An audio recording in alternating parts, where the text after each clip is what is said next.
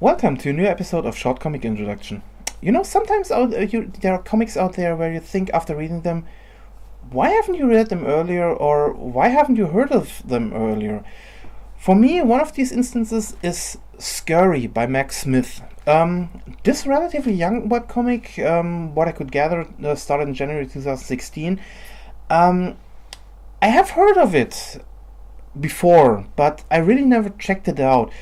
I can't tell you why. Like I said, have heard of it. I saw it in the top 100 webcomic list, and also one of the artists, Jazil Homavazir, said something about it, but I really never checked it out.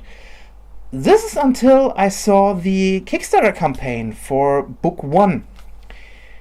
And boy, I kicked myself many times for not checking it out, because this is one of these instances where I say, this is what I want to see from comics, going or doing something very, very fresh and not often done in this case. Now, what is this about, or what is this comic about specifically? The story is about a group or a colony of mice who try to survive in a post-apocalyptic world, where seemingly only the animals but no humans survived. Now, I will admit one thing before I can go a little bit more or deeper about what I like about the way it's written. After seeing the campaign, I backed it, and I have to admit, I first backed it only for the art, because man, Max Smith is a talented artist in so many ways. The art style is freaking amazing, and if you don't believe me, I just show you some pages of this comic. If you haven't seen my unboxing Kickstarter video, just that you have an idea what I'm talking about. I will just go from one of the first pages, and so you have an idea what I mean. Just look at these. Just look at this panel. That's only this kitchen panel. It's amazing. The detail work is just fascinating. Or take a look at the first panel here. I hope the camera can really show how detailed it is. If you can't tell it from the pictures I just showed you, I'll leave the link down below. Check this comic out. Yeah, the art style is really amazing. He captures this post-apocalyptic world in a way I haven't seen it before. I know there are many post-apocalyptic worlds out there, but not in a way that like this one. When I see this one, it's very realistic. This is something that you can think of when this could happen. All the plant life is taking over. All the buildings are destroyed, demolition. Everything is going down, and between all these different kind of animals that survive and try to survive in this world. It's really amazing. The detail work and everything around them. Every character looks different. No, I haven't seen a copy and paste character in there, or anything copy and paste. Everything looks like he's doing every freaking frame, every freaking panel. He's doing new. Everything has to be new in every panel. Every character has its own quirks and own designs. It's really fascinating. The next thing I'm really fascinated about is the way he is doing the lightning effects or the color effects. This is a freaking colorful comic for a post-apocalyptic. To be honest, it's very dark in so many ways, but also there is so much color. Like I said, I just showed you something, but let's just take a little bit further that you can see what I mean. Like I said, I hope not to find a page where I don't spoil too much, because the story is also absolutely amazing. Let's check this one out. I go from okay, I will say it at this point. I will give a small spoiler, but won't talk about it much. Just show you a picture. If you don't want to see it, go some seconds before along, but so you can see. Look at this page. It's different than the ones I showed you. It's a different color palette, but again, it's freaking amazing. Yeah, okay. Also, like I said, it's he is an absolute talented artist, but the thing that really sold me for this comic series is also the writing. For the people who follow me for quite some time and have seen all of my other short comic introduction videos, one thing I seemingly mention very often is that I can't stand if a writer, an artist, gives too many fractions, too many characters, main characters, side characters. It doesn't matter if there are too many of them that you can follow the story, that you don't know who is on which side, and so on. Now, the roster of Scurry is very big, and I'm not saying we have two fractions, bad and good, and they have 10 or more characters. What we have here is his own world. We have so many fractions, we have so many parties, we have so many different characters where you, at first glance, you think, oh my god. If you first see all these different characters, and when they are introduced, you think this will be overkill. But you know what? No.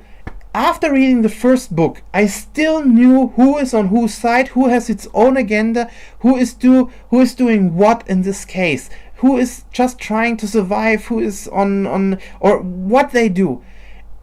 We are talking about I don't know how many pages is this one long. I haven't checked it out now, to be honest. But just checking if there's somewhere we can see the page. No, it's not there now. But believe me, I was pleasantly surprised what he did there. And it's, when you think about this, when you look at this book, if you see this book somewhere, you will never think that this artist is doing this normally for free and just as a project for him.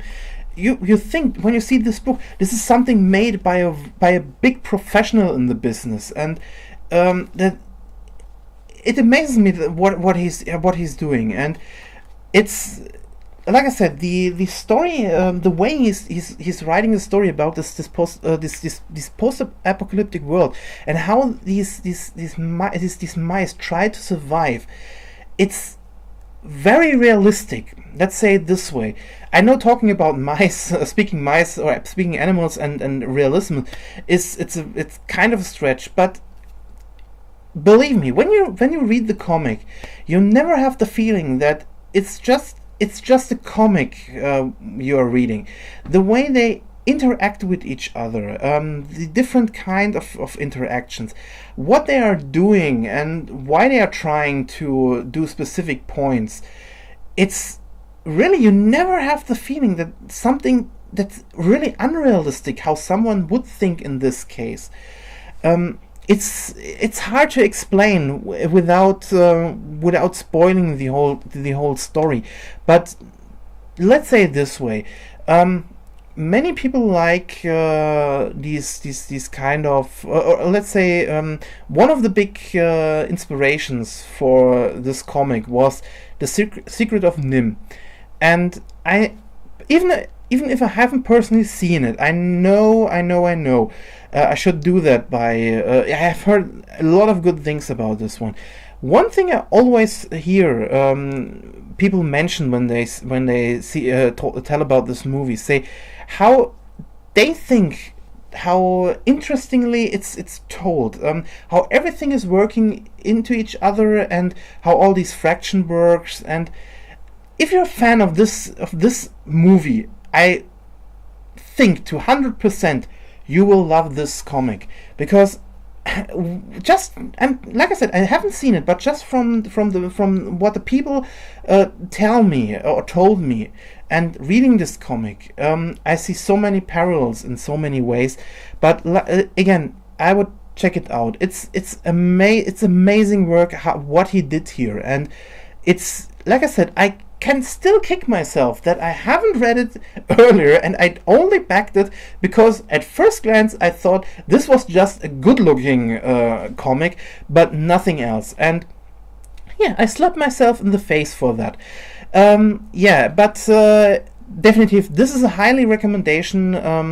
Definitely check it out if you're a fan of this kind of storytelling. And but even then, I would say maybe just check it out for curiosity, because even if you think at first that this doesn't seem like something that's up your alley, I guarantee you at least 50 to 80% of the people who might think that will enjoy this one. There are so many things that I haven't told you, and I could have tell you. It's like I said, the art is very beautiful. I love how all these different sizes, how he's able to keep up with all these different sizes, the mice to the cats to the whole buildings and everything, and the interior. It's a very interesting adventure in so many ways, and I'm really looking forward reading the next issues. I personally wait for the next book. The Kickstarter just started, so if you're watching this one before October the 11th, I think was it, then check out the Kickstarter for book 2. You can also get the first book. I will leave the link down below, and if you're watching this after the 11th October, there is a link to at least the first book, and maybe later also the second book you can get there, but definitely check it out.